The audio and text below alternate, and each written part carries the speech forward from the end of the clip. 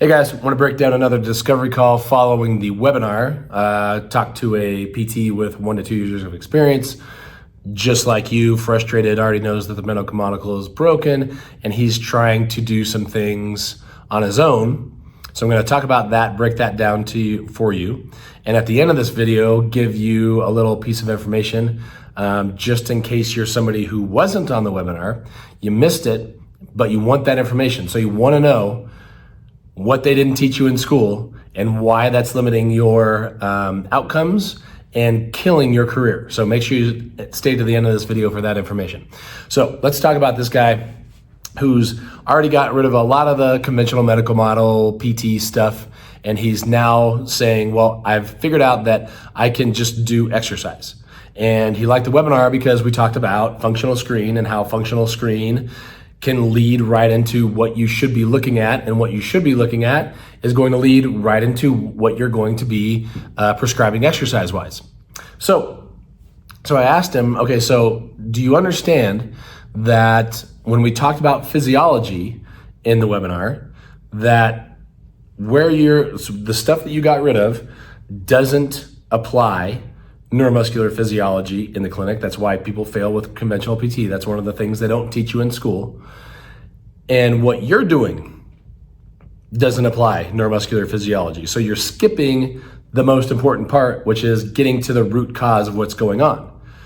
And he said, well, but I'm getting good results.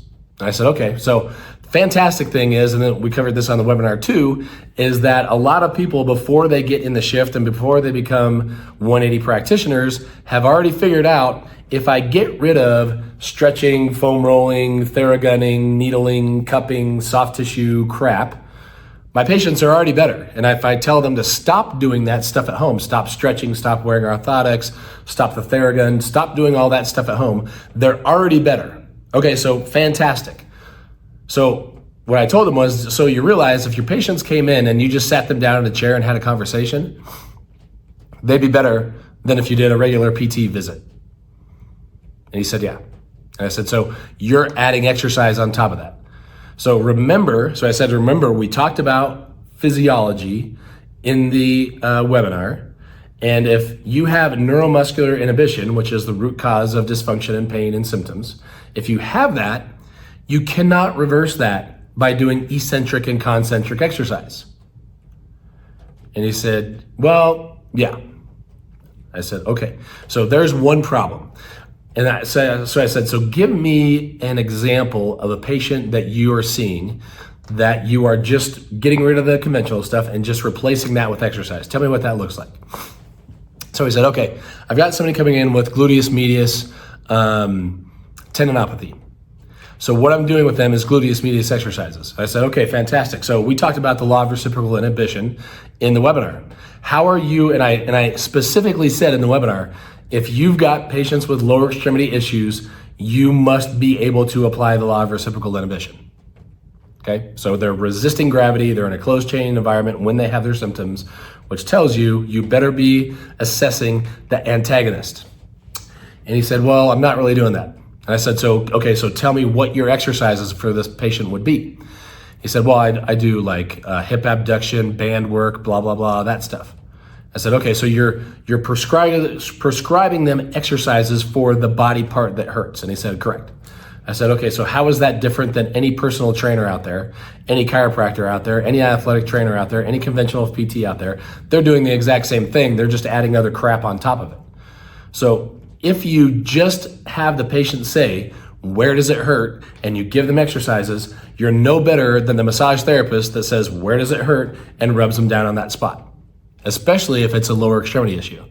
So, and then I said, so what happens if you give them those exercises and they don't get better or symptoms flare up?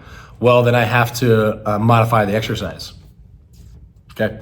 If you're modifying exercises around symptoms, you're teaching people how to train around symptoms, that means you're avoiding the root cause. That's why symptoms are still there. So you can modify things as much as you want till you finally make them comfortable doing, instead of doing a full squat, they're only doing a quarter squat. And instead of having 50 pounds of weight, they have no weight, and instead of doing 15 reps, they only do 2 reps. So you've got somebody doing a quarter squat with body weight for 2 reps.